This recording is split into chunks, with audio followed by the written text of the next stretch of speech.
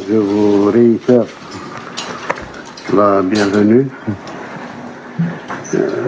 J'espère que ce séjour permettra un meilleur rapprochement, encore plus que ce qu'il y a entre nous, que les rencontres algéro-américaines ont toujours eu une certaine intensité. C'est lourd.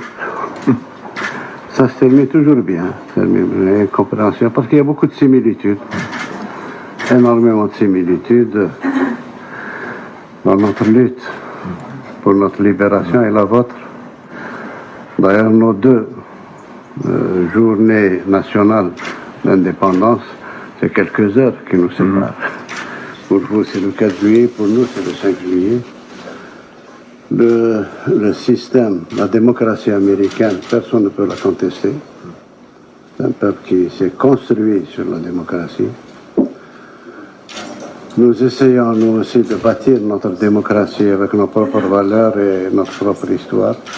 Elles se rejoignent. De toute façon, la démocratie étant le fait que les institutions soient représentatives réellement d'un peuple et d'un... En ce qui concerne, bien sûr, l'arbitrage des États-Unis d'Amérique dans tous les conflits internationaux, dans toutes les... Nous sommes pour.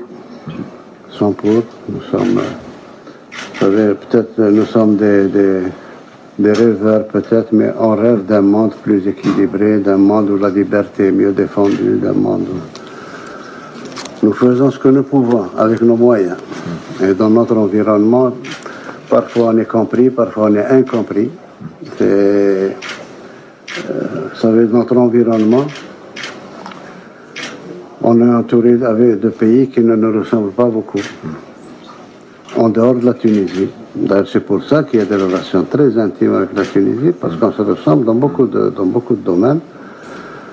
Sinon, toutes nos frontières sont en flammes.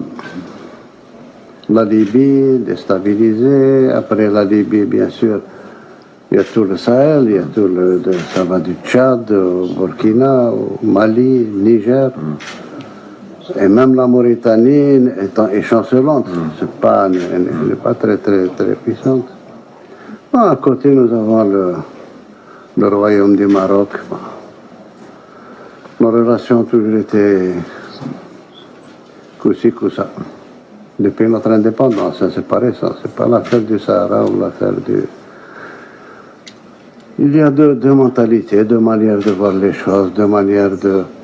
Autant nous respectons tous les peuples, on respecte les frontières des peuples, on respecte... Autant eux sont expansifs, tout ce qui c'est... Vous savez, le Maroc, personne n'oubliera, aucun Algérien n'oubliera que nous avons été attaqués en 1963. On n'avait même pas d'armée régulière. Nous avons attaqué avec les forces spéciales, les hélicoptères, les avions. Nous avons eu 850 morts pour qu'ils prennent une partie de notre territoire. Ensuite, ils ont refusé l'indépendance de la Mauritanie depuis 1960. Bien qu'elle soit membre de l'ONU, qu'elle a ses ambassadeurs, etc. Mais le royaume du Maroc avait des prétentions territoriales sur toute la Mauritanie.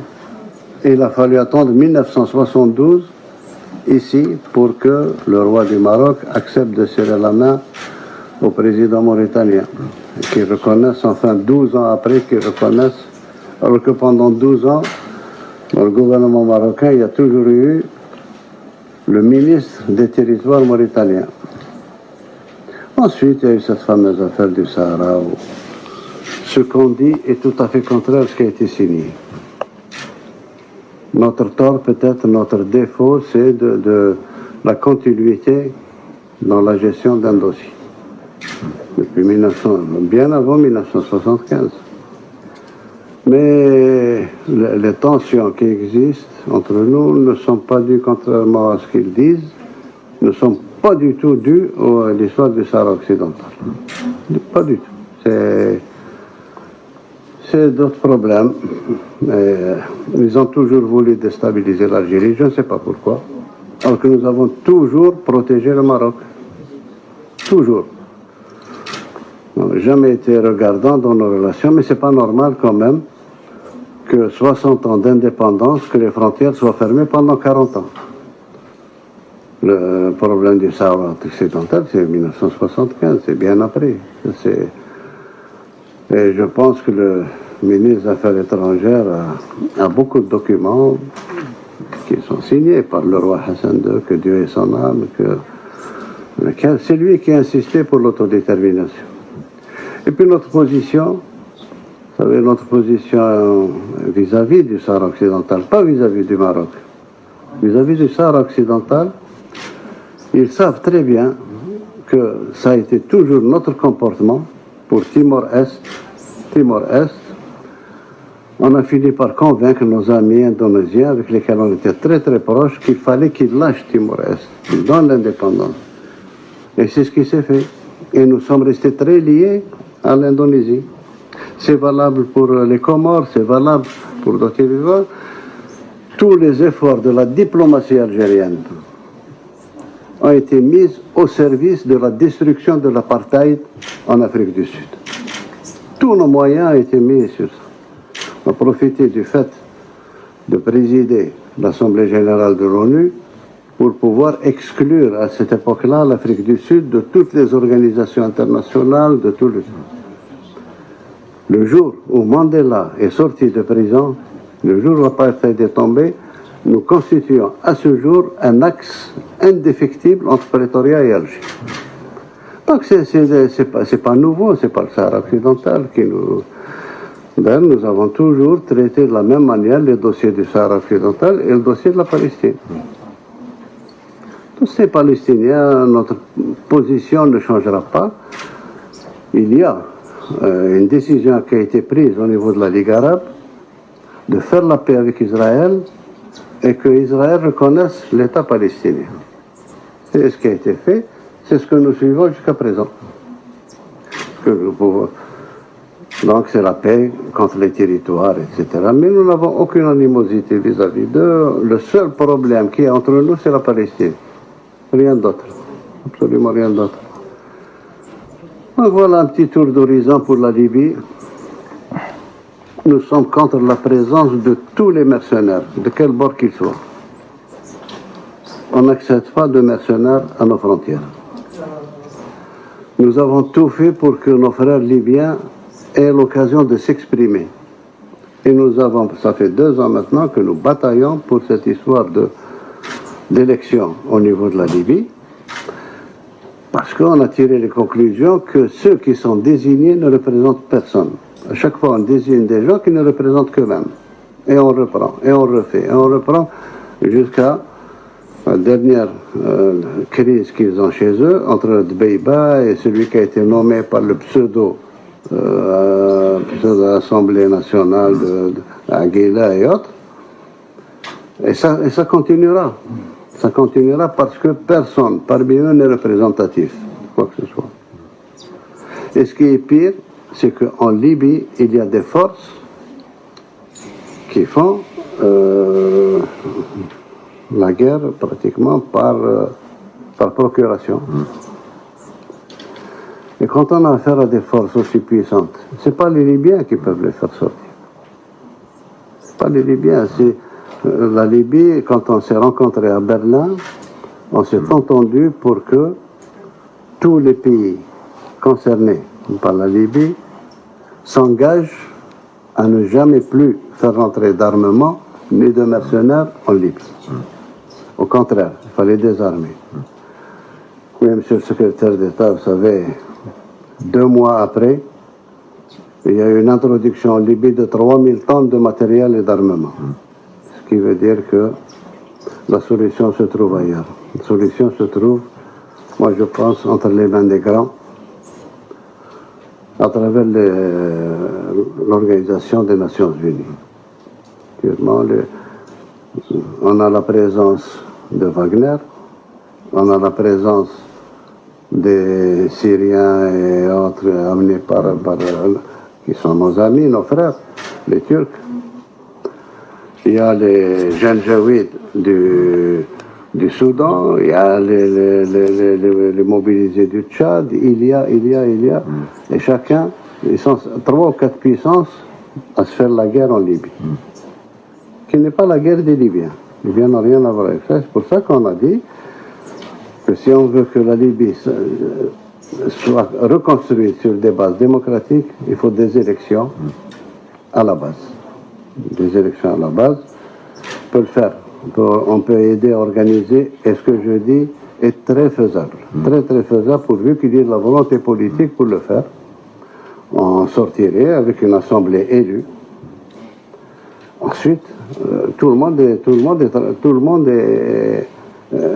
peut aider à la reconstruction de l'État libyen à partir de l'Assemblée, le gouvernement, le président, etc.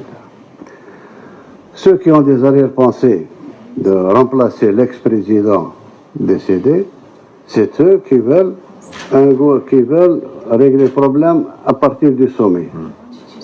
Désigner un président, élire un président pour que lui fasse ce qu'il veut et s'oriente vers ceci ou vers ceci. Ça, c'est pas de la démocratie. Démocratie à la base. Donc ça, c'est pour le problème libyen. Pour le problème tchadien, le Tchad, à force d'être utilisé depuis 3 décennies ou 4 décennies, c'est pas récent. Très utilisé par les Libyens, ils ont été... Aujourd'hui, ils ont créé des forces capables de combattre. Des forces organisées, capables de combattre et capables de déstabiliser. Ce qui rend très fragile le Niger, et très fragile encore le Burkina Faso, le Mali n'en parlons pas. Et puis, je vous parle à cœur ouvert, monsieur le secrétaire d'État. Personnellement, je n'ai jamais compris comment on est arrivé à cette situation.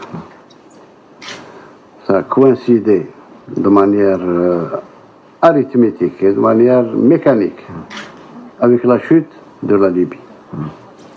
Et l'armement a commencé à se déverser sur le Sahel. Tout le monde voyait ce qui se passait. Personne n'a arrêté. C'est jusqu'au moment où il y a eu Barkhane pour éviter que Bamako ne soit prise par les terroristes.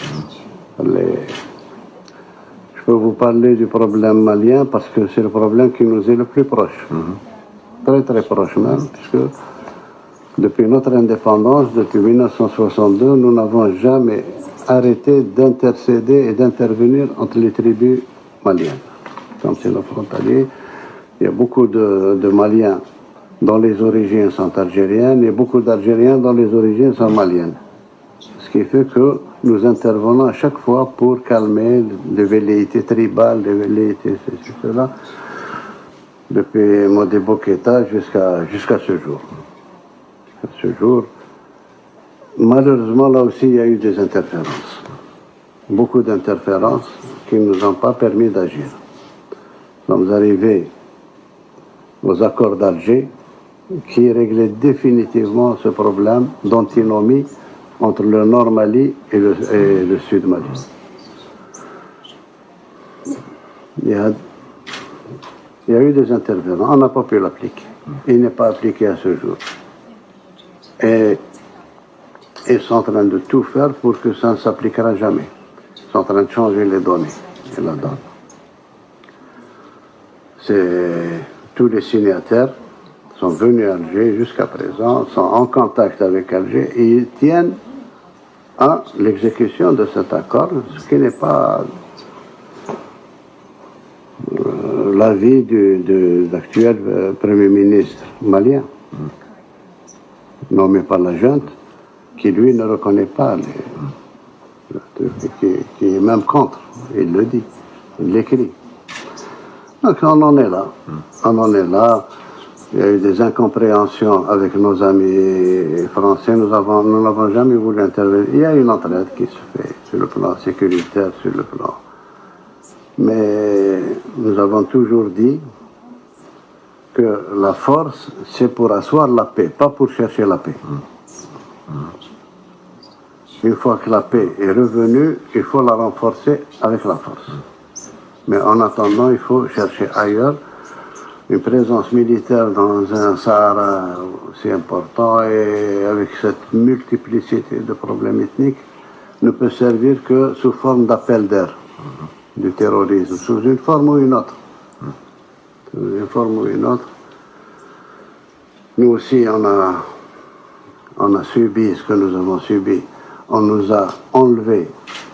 Nous savons qu'est-ce qu'il a fait. On nous a enlevé nos diplomates. Ils en ont tué 2. Je ne sais même pas où est-ce qu'ils sont enterrés. C'est le prix que nous avons payé, que nous continuons à payer pour le Mali, pour l'unification du Mali. Il y a une certitude qui ne changera jamais pour nous, c'est l'unité territoriale du Mali. L'unité du peuple et du territoire. On essaye de faire en sorte qu'on revienne à plus de compréhension de ce problème-là, que ce n'est pas un problème disons, de puissance géopolitique ou autre. Ce que nous voulons, c'est que nos frontières soient calmes. Et ce que nous dépensons actuellement pour protéger nos frontières, on souhaiterait le mettre dans le développement de notre jeunesse, dans le développement de notre territoire. On n'a pas besoin d'autant d'armes ni autant de... Ça, c'est pour nous défendre. D'ailleurs, nous avons une théorie militaire de défense. Nous n'avons jamais eu une théorie d'attaque ou d'aller ailleurs. Jamais. Voilà un peu l'histoire. Pour peut-être couronner le tout, je pense que il est temps aussi qu'on s'occupe, nous sommes en train de nous occuper de nos problèmes internes. Nos problèmes internes qui font que, durant ma campagne électorale, j'ai été très clair. C'est très clair. C'est rare quand un candidat à la présidence écrit ses engagements. Et moi, je suis tenu par ce qui a été écrit, parce que j'ai dit. C'est vraiment, on dit que les promesses ne valent que par ceux qui y croient. Moi, je les ai écrits et nous sommes en train de les suivre. C'est un pays très jeune. Moi, je me suis attelé jusqu'à présent et je ferai jusqu'à la fin de mon mandat d'introduire le maximum de jeunes dans le pouvoir. De remettre le pouvoir pratiquement à ces jeunes-là. On a ouvert, j'ai éliminé pratiquement tout ce qui faussait les élections chez nous, l'argent, la tricherie, etc. Les élections que nous avons eues, aussi bien présidentielles, législatives que locales, nous avons gagné une chose pour la première fois. Opposition ou non-opposition, personne n'a dit qu'il y a eu tricherie dans les résultats. Ça, c'est déjà un résultat, un acquis énorme dans un pays du tiers-monde. Donc, nous sommes arrivés à introduire énormément de jeunes à l'Assemblée nationale pour qu'ils apprennent à légiférer pour le pays, ils apprennent quels sont les méandres de la politique. Nous sommes en train de le faire. On l'a fait aussi pour les élections locales. On a encouragé beaucoup de jeunes à se présenter pour la gestion des mairies et des gestions des assemblées de wilaya. Nous avons mis en place l'observatoire de la société civile. On en parle depuis 4 décennies. Maintenant, il est là. Il a été même constitutionnalisé. Nous sommes en plein préparatif du Conseil national, du Conseil supérieur de la jeunesse, qui sera pratiquement un parlement des jeunes pour tout ce qui les concerne, etc. Sur le plan économique, nous luttons avec toute l'énergie nécessaire contre la corruption, contre tout ce qui a sali notre pays et qui a détourné l'argent du pays alors qu'il aurait dû aller vers le peuple et vers le développement de ce pays. Nous continuons à lutter comme ça. Sur le plan de l'investissement, nous sommes en train de préparer, peut-être pour 1 mois ou 1 mois et demi, nous allons avoir le code des investissements. J'ai exigé que ce code-là soit valable pendant 10 ans. Pendant 10 ans, on n'aura pas le droit de toucher à une virgule pour permettre l'investissement, pour permettre libérer au maximum les IDE, l'investissement étranger, et même l'investissement national, mettre toutes les barrières nécessaires pour qu'on s'éloigne définitivement de tout ce qui a été fait par l'oligarchie qui est partie, etc. Qui a été très lié avec la mafia russe, mafia italienne, mafia de tout truc, et qui ont détourné tout l'argent du pays. On essaie d'en faire profiter les jeunes. Ma vision est que ce pays-là est jeune, il faut qu'il soit pris en charge par les jeunes, aussi bien politiquement qu'économiquement. Et c'est pour ça que nous favorisons un point pratiquement sans limite de start-up. J'ai pris un ministre, très jeune ministre de 26 ans, qui est chargé de start-up, qui fait du bon travail, du très très bon travail. Et on sent qu'il y a un vent en Algérie de start-up. Tout le monde s'y met, les jeunes, les moins jeunes, etc. Nous sommes pour la micro et petite entreprise. Ça donne beaucoup plus que les gros investissements qu'on a eus jusqu'à présent. Nous sommes très crédibles parce que nous avons les moyens financiers de transférer les dividendes, les bénéfices des entreprises, ça ne nous pose aucun problème. La gestion économique du pays que nous redressons quotidiennement a fait que aujourd'hui, en Afrique du Nord aussi, Maghreb compris, nous sommes le seul pays qui n'est pas endetté, le seul pays qui a donné cette dynamique dans la lutte anti-corruption. Et nous assumons pratiquement toute notre politique. Bon, bien sûr, nous avons de très très grands projets structurants pour le pays. Premier projet, c'est reprendre notre agriculture, parce qu'en principe, avec un pays aussi vaste, on peut servir l'Afrique en matière de grains, en matière de session. On peut le faire, c'est techniquement très faisable. J'ai toutes les données depuis que j'étais administrateur sur ce plan-là. On peut produire facilement, on peut arriver à 30 millions de tonnes. Nous avons besoin de 9 millions et les 21 millions peuvent être exportés vers l'Égypte, vers le Maroc, vers la Tunisie, sans problème. Sur le plan de l'élevage, nous avons un déficit. Nous avons un déficit en matière de lait. Nous importons énormément de lait en poudre que nous recomposons avec de l'eau ici. Ça, c'est sur le plan de l'agriculture. Sur le plan de transport, nous sommes en train de reconstituer la flotte marchande algérienne.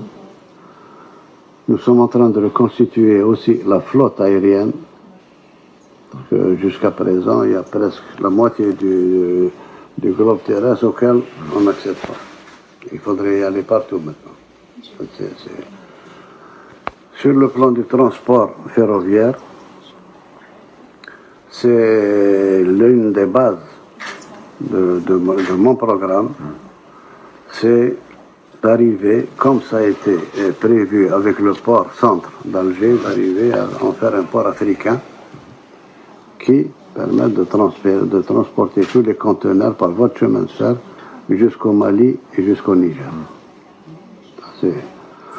Nous avons travaillé sur ça avec nos propres moyens. Actuellement, nous sommes à Béchar. Votre chemin de fer est à Béchar. Béchar est à 900 km d'Alger, dans le sud-ouest. Il reste, pour atteindre Adrar, à peu près 560 km à refaire. Et d'Adrar, on va directement sur le Mali. Le Mali. Pour reprendre un peu, une société qui existait du temps de la colonisation qui s'appelait Mer Niger. C'était les marchandises arrivaient par train jusqu'à Béchar et puis repartaient par camion jusqu'au Mali et au Niger. Voilà globalement, de manière très très très succincte, l'Algérie tel que je vous en parle. Je vous remercie de votre écoute. Monsieur le Président, merci beaucoup pour ce tour d'horizon très détaillé, très intéressant. J'ai eu l'occasion d'évoquer les sujets de politique étrangère avec le ministre, en ami, de longue date. Et effectivement, je me réjouis de me retrouver en Algérie. J'étais là en 2016. Je suis très content d'être de retour pour justement approfondir les relations entre nos deux pays, le travail en commun sur les dossiers de sécurité que vous avez évoqués et aussi le travail en commun sur les opportunités économiques, d'investissement, de commerce entre nos pays. Je crois que les projets de loi que vous avancez feront que le climat d'investissement sera encore meilleur. Il y a déjà une bonne fondation sur laquelle il faut bâtir, mais je sais que nous aurons l'occasion de rentrer dans les détails dans notre conversation à venir. But in any event, it's wonderful to be back in Algeria after last being here in 2016. Thank you for sharing this wonderful tour of the region, the world, and our relationship. Thank you. Donc, il est en train de répéter ce qu'il a dit. Oui. Préparer des poissons.